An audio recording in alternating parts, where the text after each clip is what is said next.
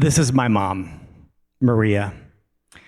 In 1976, she had a double mastectomy, which was followed up by reconstructive surgery with silicone breast implants.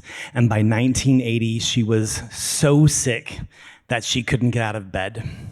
Eventually, she found her way to the Stanford Medical Center, where they cut a lump off the size of her neck, the size of a walnut.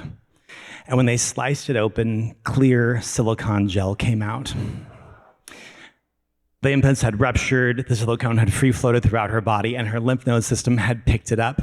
They didn't know what to call her illness, so they called it Maria Cunha-Stern syndrome, named after her.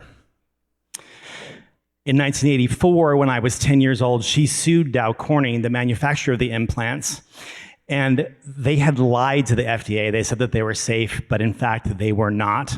And after 3 years of trials and appeals, she was awarded $1.7 million in 1987. And in 87, that's like life-changing money. She was a GS5 with the Forest Service. She was pulling down $12,500 a month. So I mean, this is like a big deal. And the purchasing started quickly. She bought diamond rings and Rolex watches and new homes and fur coats and trips to Hawaii and Egypt. But the very, very first thing she bought was a Louis Vuitton bag.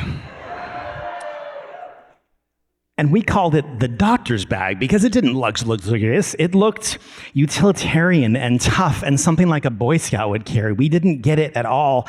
And the price tag on this bag was $1,200.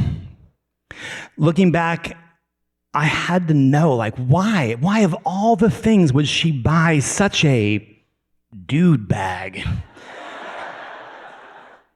Louis Vuitton today is one of the world's leading luxury brands. They own something like 74 different luxury brands, but it wasn't always this way.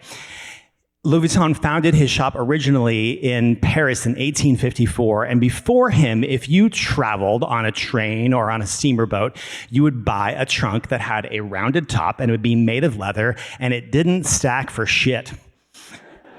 It had a rounded top on it because if water sat on it, it would soften the leather, and as the food supplies dwindled on the ship you were on, the rats would start to eat your trunk.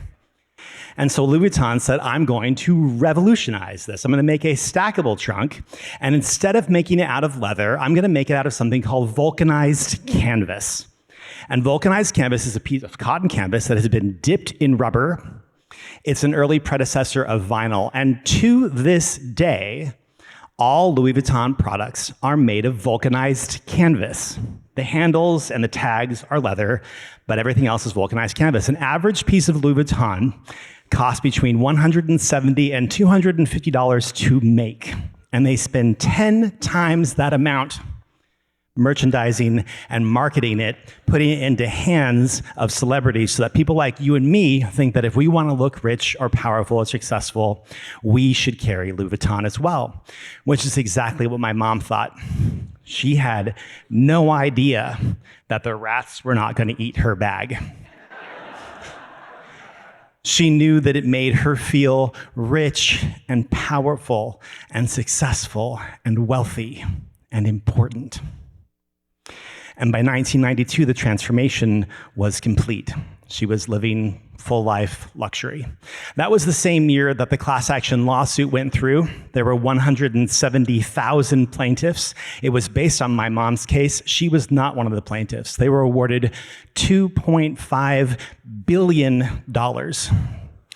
She didn't see a dime of that. And 14-year moratorium was placed on silicone breast implants, saving thousands of women's lives. My mom did that.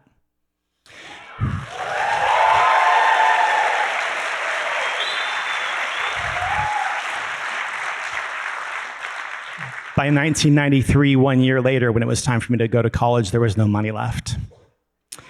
She sold the house on the fancy side of town. She bought a duplex on the outskirts of town.